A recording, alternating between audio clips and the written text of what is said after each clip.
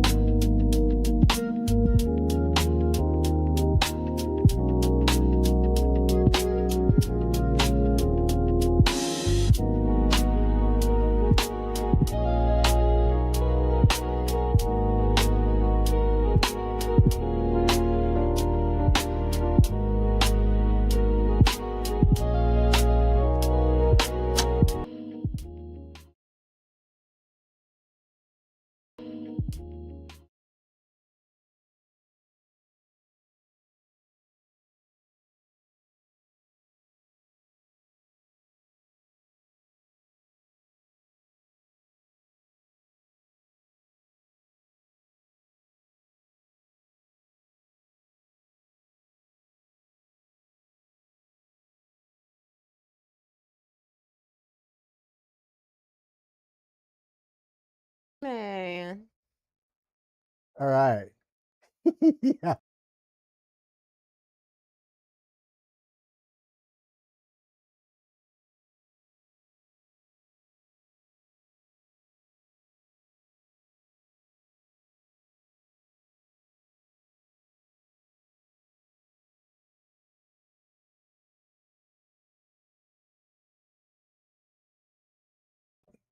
Now that audio is working, Heck.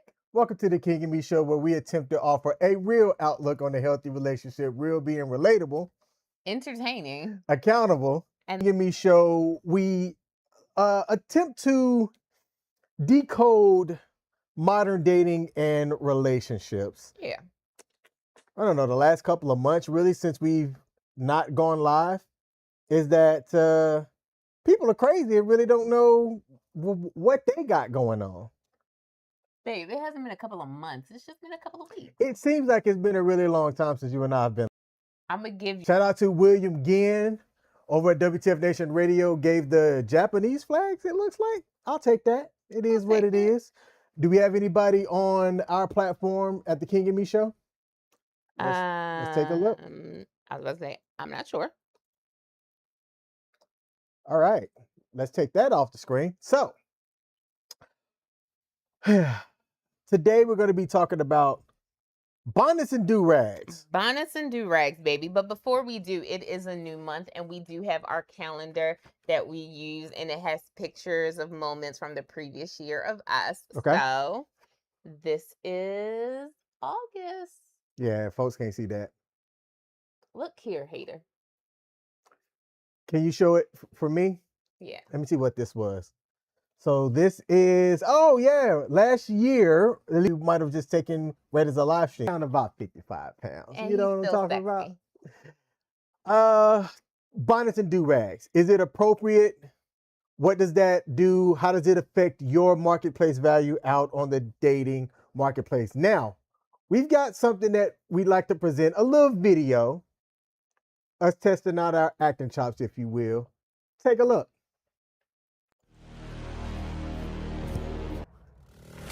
See you later, babe. Where you think you going? To the store real quick. You see what you got on, right? You see what's on your head? What's wrong with what I have on? That bonnet?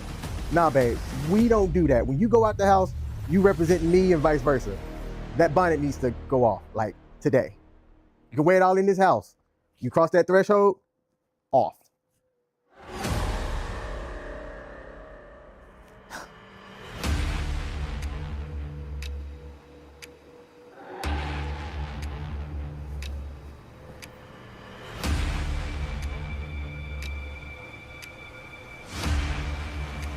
So, got that bonnet off real quick. Whatever. Reluctantly.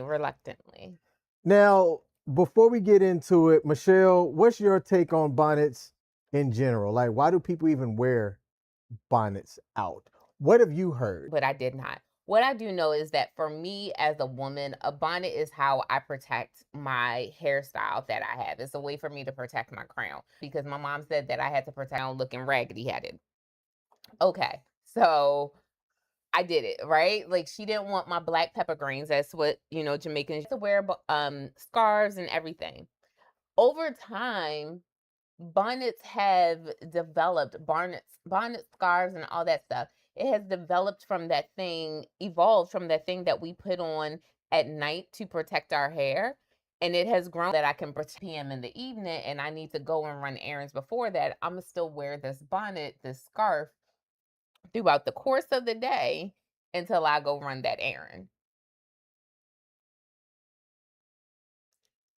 But who and how did we deem that it was acceptable to even start doing that? Part of the reason why this topic it just all over the country are starting. And we heard about the HBCU that flat out said that bonnets and durags aren't allowed on their campus or in the groups and everything like that. Keep talking. And that's all that they were talking about. They were talking about how this is something that go to school. I had to go to my classes, my college classes, dressed a certain way. I couldn't just show up any old way. I remember my professor then who in this class dressed a certain way. Bonnets, pajamas, scarves, do-rags, and none of those things were acceptable in her classroom.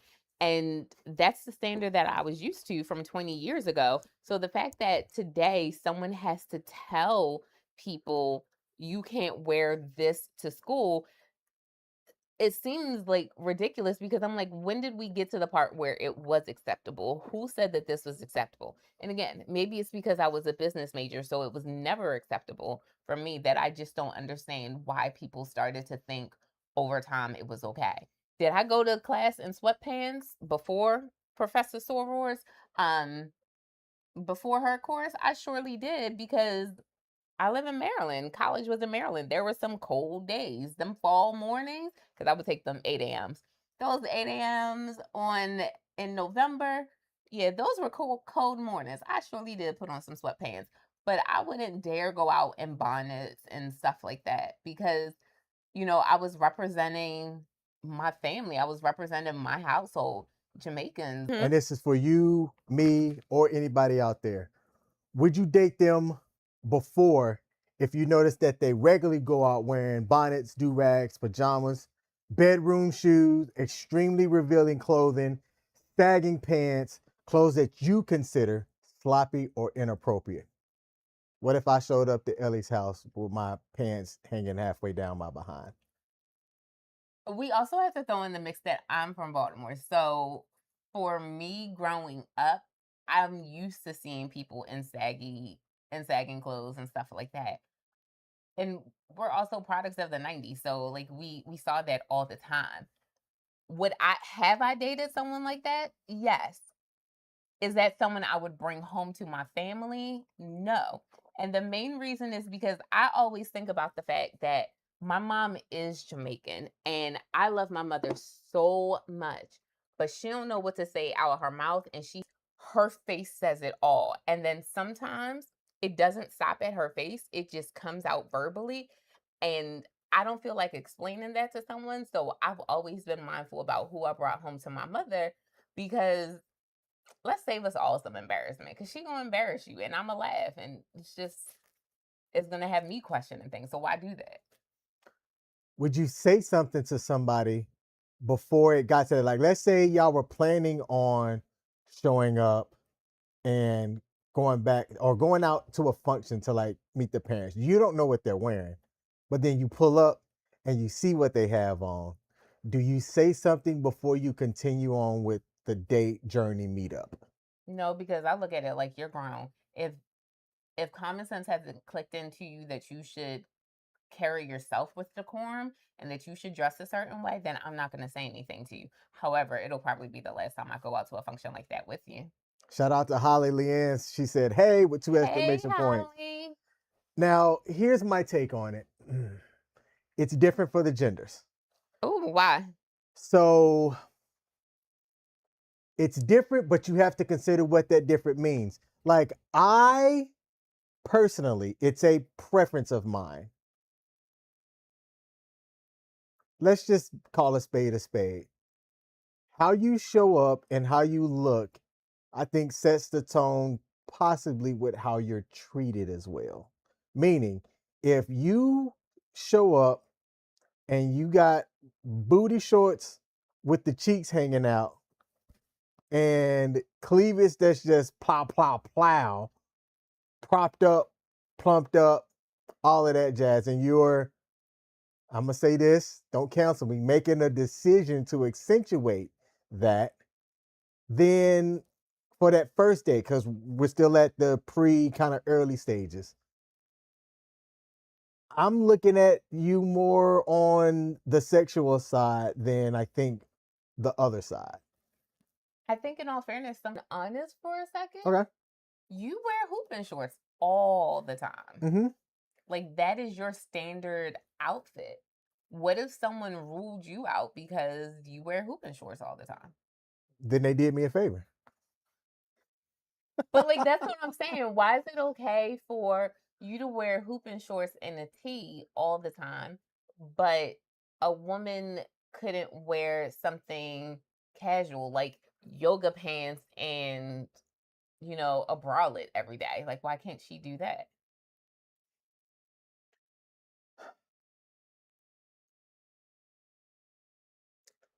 Because there's just a double standard, period. That's not fair. I will say I stand by the decision of Tuskegee to say that there needs to be a standard in education. As a classroom teacher, as a high school teacher, I see students show up all the time in pajamas. I see students show up all the time with their heads hair covered in bonnets and in durags, and that goes for all genders. Like I see that all the time. I see students show up in slippers, and the first thing that comes across my mind is how disgusting that is because these are the same slippers that you're about to walk through your whole entire house with, and you're walking through the school with them, you're going to the bathroom with them on. So, and they're like the fuzzy ones. So I'm just like, oh, they're just attracting germs. And then you're carrying that back into your house. So I look at it from that perspective and I'm just like, ew, that's disgusting. But it's not professional. I feel like at some point we do have to start dressing for what we desire. And if you are trying to enter the dating market and you're dressing as though you just rolled out of bed, no matter what that may look like, whether it's type most grand prize that there is that exists, because that's not how you look. That's not how you're carrying yourself. And I've told you, it's so obvious the way that people treat me based on how I'm dressed. Because I am a hoodie and basketball shorts type guy, I get approached casually often, like by just the average person Hmm. coming through our gated community where we live. Shout out to our gated community. The guards talk to me more casually versus when we're dressed up or things, or we're in the real dressy. Then it's more of the sir and Hmm. things like that versus the yo, what's up, man? You know what I'm saying? And I don't view it any kind of way, but I also know that when I'm out, the opposite gender does look at me different as well. Right. I'm okay with that, but just like you said, I can't then complain about how I'm being treated or how I'm Hmm. being viewed and be casual, but I want to be treated like something else. But then, so I do have to play a little bit of the devil's advocate side of it all because I also say that we shouldn't be judged based on what we wear and how we look when it comes to certain things. And I know like it's a little bit of a it's a catch 22 and the level of about it until you can delve deeper. All you have is the cover to judge it by. So it should be a really nice cover. We got a couple of comments that I'd want to address. Let's start with Holly. Holly said, the corner store guys see me half asleep in PJs. I don't wear tacky-ish though. PJ pants. Then we got Time. Time is in the building. Hey, time. Time said, this is the question for you guys and his young boys. Wait, when we went to school and his young that all of where that was the thick your Down for one of those dance on the stress type stuff happening over there. consider time specifically. Mhm. Did your mother dictate how you dressed? No. Mine didn't necessarily dictate how I dressed, but I couldn't just be like I couldn't be in holy clothes. Like that was really her only thing. Just don't be holy, raggedy looking. So my mom didn't dictate how I dressed per se. Were you aware of what she might say based on what you was wearing? No, that's not what I mean. Okay. She didn't dictate what I wore, but our finances did. So Okay. it's not like I had money to go out and buy whatever was trending. Pajama clothes were for home because there was only a limited amount of money. Like she would spend money on school clothes and she would spend money on church clothes. It was only a limited amount of money. So it wasn't like I could go traipsing around in something that wasn't for that particular area. What was for church was for church. What was for school was for school. And what was for home was for home. And something got deemed for home when it was basically school attire that got too old and had been washed one too many times or something like that. That's when it got deemed materials for home. So I won't the biggest thing was you never know if something could happen to you and you need to go to the hospital and I can't have you showing up in somebody's hospital with some holy underwear. Do you think you would have the fortitude that if you were going out on a first date Mhm. and we're about for what you're going to, do you A continue, B change the venue, or C continue the date, but there won't be a second? So there's a difference between A and C. A is you aren't gonna judge them by it and just continue on with the date. C is I'm gonna finish this because I'm here, but there's not gonna be a second. See, I'll finish it, but there won't. That tells me about your decision making. But in my opinion, I don't think that enough people have the gumption to make that decision. A more appropriate answer might be, and this depends on what you were trying to do that night, don't have the date at all. Don't have the date at all. If you're going to show up and be respectful enough to be presentable in a certain manner based on what you're doing, Mhm. and they can't or they don't, cancel the date. So, I mean, on the one hand, you could do that. You could look at it as sunken cost fallacy, sunken cost theory, and you've already spent the money, whatever, it doesn't matter. On the flip side, I look at it like I don't know the person's reason for showing up like that. Maybe they don't have more formal attire to match whatever we're about to do. And I can't judge them because they don't have it, but I can say, um, if you didn't say anything before, that tells me that you're not willing to make an effort. And that to me is why there wouldn't be second. Time said that I make the person change. We're still in first date territory. How are you going to make somebody change?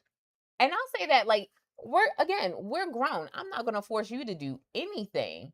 However, I will change how I behave and how I act. I don't have to go out with you. I don't have to see you a second time. And before that time said something along the line more to me or to King about saying that our mom wouldn't, or if you were saying your mom wouldn't let you go out the house and just anything. For me, I look at it like my mom bought my clothes in high school. She knew what I owned and what I didn't own. And I wasn't the type of child who would have like a secret wardrobe to slip into. That wasn't me. Like I was navigating so many things, and that just was not one of the things that was on my radar. So she knew the clothes I had. She wasn't there in the morning when I went to school, and she wasn't there in the evening when I came back home from sleep, dressed, and did not change my clothes or anything like that throughout the course of the day. But again, it was a matter of me not wearing church clothes to school and wearing school clothes to church. Like that was her big thing. Like those were two separate worlds. I mean, Now, that they stole that from Howard, what is Howard? HU? HU, Wait, who like was first? Howard. Like Howard Let me who's an Air Force general, by the way, or a retired Air Force general, because Air Force sets the standards. Basically said that how you show up to learn is how you're prepared for life and things like that. Now, the dress part about this, like you highlighted earlier, I'm Howard first. Okay, all right. Unless we're showing up to something together, like a dinner or an event or whatnot. Like I'm not gonna be casual dress down. Mhm. I know better than that because we represent each other. But if I'm out going to the store, No, homie, you still represent me. a black Student in my class who saw someone that we both know, and like she didn't have a reference picture of you, but come to find out running into someone that job interviews. one depends on what you do. Yes. But so not depends on what you do. There are some things that matter no matter what. Proper hygiene always matters. Grooming yourself always matters, but I feel like your attire depends on your job. Okay. Does appearance matter for networking events? Always, yes. So why don't we treat your appearance and dating the same way? Why doesn't It definitely should get that same level of respect, and I don't know why it doesn't get the same level of respect. Time said no, presentation doesn't matter if you're getting a hookup and you know somebody at the job, but yes, it does matter if you You just got to know somebody to be able to get the job. But yeah, you're right, Tom. I'll say this. I Our school district, for the educators, we actually in our contract, we don't have any verbiage as to what we have to wear. There um or you can't wear jeans at all, or you can wear jeans as a part of a buyback program, like you donate $5 for XYZ whatever, and you can wear jeans that week. There are some districts around the country that say that. Our district does not have any verbiage for what we can and can't wear. It just has to be appropriate. okay. Appropriate, and it's kind of low. The way I look at it, look, God gave me a gift, and it doesn't matter what I put on, they're still going to show. Unless I wear a really, really baggy shirt, they're still going to show regardless. Is that something that someone else would agree with? Probably not. But hey, life happens. Let's fast forward a bit in a relationship. We've established a relationship and I say, babe, yeah, I need you to not go out in public wearing bonnets. You've gotten in a relationship. I think that's unfair to the other person, because I would look at it on that first date. You didn't say anything when we first met. You didn't say anything when we first started to hang out. So why are you saying something now? And I wouldn't do it. I believe I'd want to know your why. I would want to know why you said something later on. Like, let's say you weren't a country club type people when you initially met because that wasn't what you could afford. But the other person, And they got to change that. So like, oh, and it really is he upgraded his wife, because mhm, he upgraded his life, and the woman that he was initially with couldn't make, who is where we are now country club people through that so that people, up. I spend the time doing my nails. I don't get my eyebrows done, like that type of stuff. But if your salary starts dictating that that's the lifestyle that we're living, then I have to adapt to that. Our home has to adapt to that. It's going to be a big shift initially. You are, to an extent. Unless that's not even real. Other than that, yeah, you do have to make that. time said, it's funny that they can't change the bonnet or something about themselves, but all of a sudden it's we when it becomes we are in this together. You and they're married to you, that should tell you a whole lot. Yeah. I agree with that. 100%, because your vows say for richer or for poorer, and sometimes when you cross into that richer, you do have to change your appearance a little bit. It's your core person that shouldn't change experience. Let's flip it. Let's say when we were first going out and dating, you were all prim and proper, I was all prim and proper. And then as we got moved in, got together, we started slouching on that. Um, what are your thoughts about that? Where you were showing up good at the beginning, but then all of a sudden you got real. If there's a change in appearance, that's one thing, but a change in hygiene is something totally different. Okay. But I have been with men who, the longer we were together, their hygiene did change. And that's problematic Why? for me because I feel like unless there is a mental health issue, there shouldn't be a hygiene issue. Like your hygiene should remain good. Like Okay. you still need to wash, right? Like even if it's a bird bath, you no, not even if it's a you still need to wash because you got to get the back of the neck. Like Okay. you got to get in there. Um but like if we both met and we were both very prim and proper and everything like that, and then we both beauty services, but to like start doing them at home because we're still grooming ourselves, but we're just not paying others to do it. If we made that decision together, then that's fine. But if one of us makes that decision and then the other person is trying to like still live that posh lifestyle, then I feel that that's where the problem comes in when you two are not aligned. Okay. Tom said, "What's a bird bath? Women take bird baths. Men need to wash their behinds." I'm not going to disagree with you. I do not feel like unless there is a financial or an allergic reason, because I do recognize that there are people who are legitimately allergic to water, and I'm not saying that to be funny. I do mean that in all sincerity. There are people who are allergic to water. That's a small. It's a very small percentage, but it's still like it still exists. So I feel like unless you're allergic to water, or it is a financial reason, you need to be taking a shower at least once a day. Like water reason. Point bath, an elderly person's skin, similar to a baby skin, can't handle being washed every single day. I understand that. So that's where like your bird baths come in. Elderly skin, and it can't handle being washed every You single can day. rub yourself like raw to where your flesh could rub off. Ugh. At an old age, yeah. So they really aren't supposed to get showers, take a bath every single day. Okay. That sucks.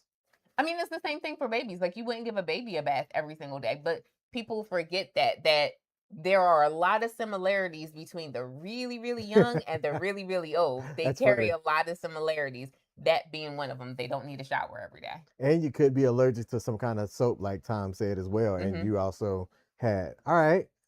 Earlier, we made a statement that when we go out, we represent each other. Mm-hmm. Why is that? So number one, we're public facing people, and they literally saw you on Miss Early's desk, like a picture of you on Miss Early's desk or something like that. So they see you and they think of me. We represent one another when we go out in public.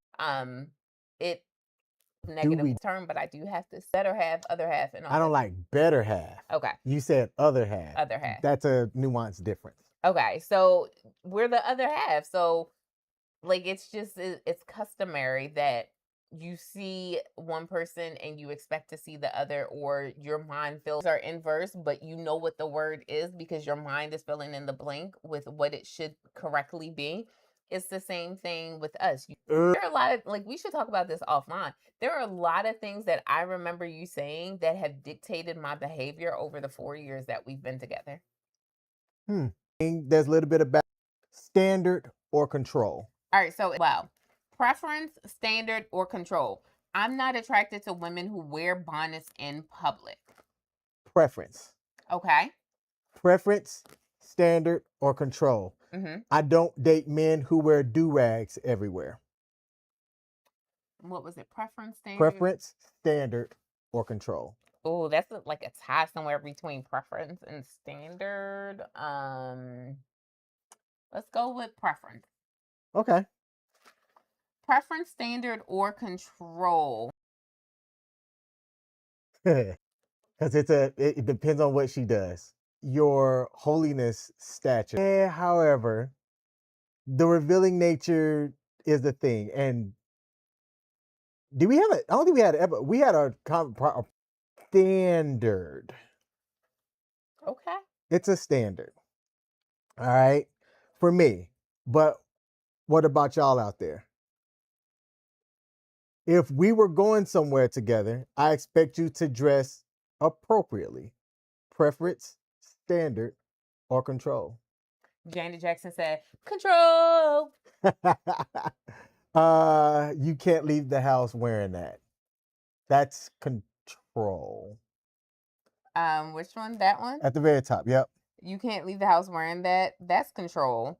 What about preference, standard, or control? I'm not going anywhere with you dressed like that.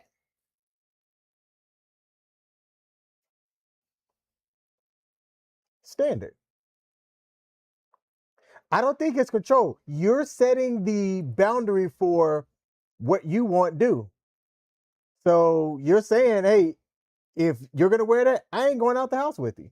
I mean, if you're a Ravens fan and someone's trying to walk out the house in the Steelers jersey, I can definitely understand you saying that. Like, that's just you are setting the standard. But otherwise, I think that's control. Like, you're not going out the house with me dressed like that. Hmm. That's control. You are not wearing that. Like What if in someone were to say, "All right, fine, I'm not going to go out with you. I'm going to go out after you."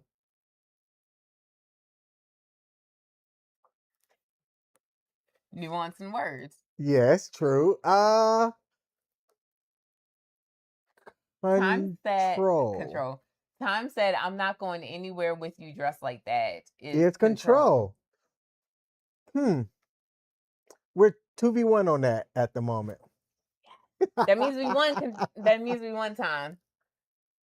Let's go back and play that clip again. Okay. And y'all let me know what y'all think about this clip. Take a look.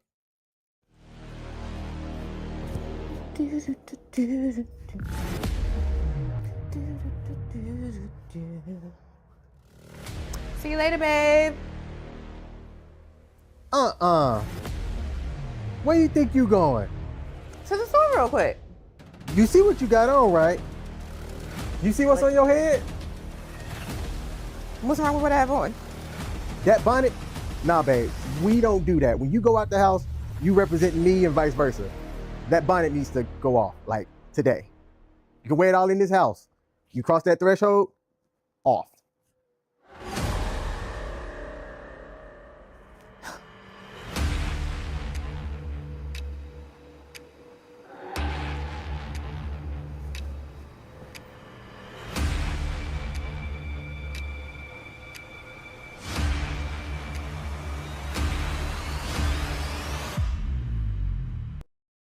Now, that was the standard. I was setting the standard.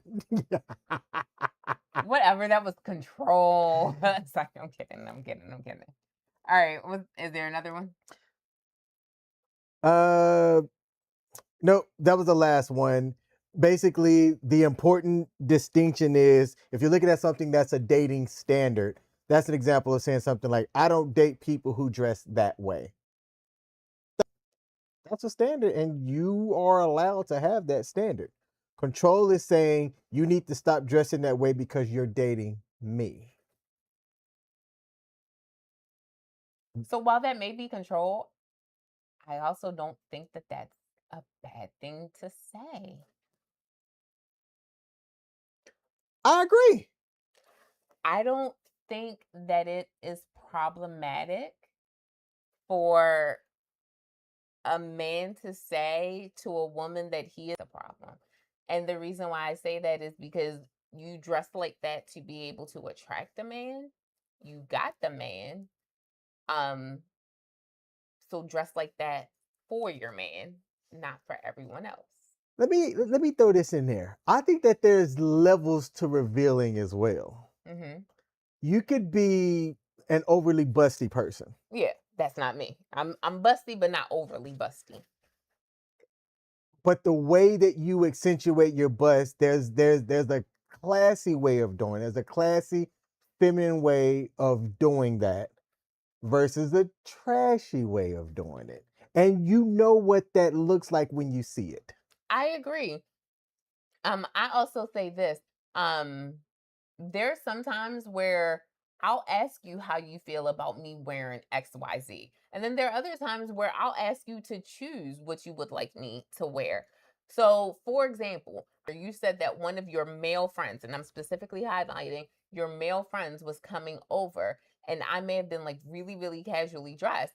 And you say, yes, I will go and change because I kind of feel like there are some things that I wear in the house that are strictly for my comfort and your viewing, and it's not for anyone else to see. So if you say that you have a male friend who is coming over and you want me to change, I don't feel any type of way about that because there's a difference between what's for everyone's eyes and what's for your eyes. I don't have a problem with that, and I'll initiate those that changing. Like it's not something that you have to say, "Oh, well, X, Y, and Z is coming over." Pause, pause, pause. Can you go change what you have on? Like that's not appropriate. You don't have to do that. I'm going to prompt that and say, "Do you if you're comfortable, I'm comfortable." Whatever. Um and like that's just how we are, but I do truly believe that to an extent, unless I'm stepping, especially if I'm stepping out with you, there are certain things that I'm not for you to see. And if we're not together, oh, then there's definitely a level to what I'm wearing. Like if 8 is the highest that I would go as far as like the sexy scale, and that's 8 with you, then I'm taking it down to like a 5 or something like that if I'm not Hmm. with you. Okay. Stream, you're in your 20s, 30s, 40s, or beyond. Mhm. Your appearance matters. And I think it's men that forget that more than the ladies. But also, let's just call a spade a spade. Ladies are more judged on appearance than guys are. I think both of your statements are true. Women definitely are judged more in a lot of areas, not just appearance. We catch that like a lot more than a guy would. But I will say I do think it's a guy who is going to drop beauty standards and stuff like that and habits faster than a woman will. But a woman will definitely get in trouble more than a man for that type of stuff. And it's not fair. Shout out to the Sports Bar USA. We got what do you hear? What do you say? I Let's end the live stream on this note. We got some technical stuff that has to be figured out. I know, We and like apologize for I that. can see that King is like not okay, and I'm trying my hardest to keep him up. I'm I'm sorry. good. No, I'm good. Like when I went upstairs, it was to turn off the other computer because I thought that maybe that was taking bandwidth. I don't know, but it will be figured out before next Monday. Was definitely engaging, and we appreciate you for that. Time says King, I truly believe that these women being dressed for each other, they're the ones that complement each other the most. Also, like I don't disagree with that. I don't disagree with that at all.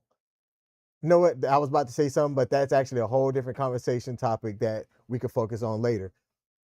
Don't forget to go to our website, Friday.com, and sign up for our newsletter.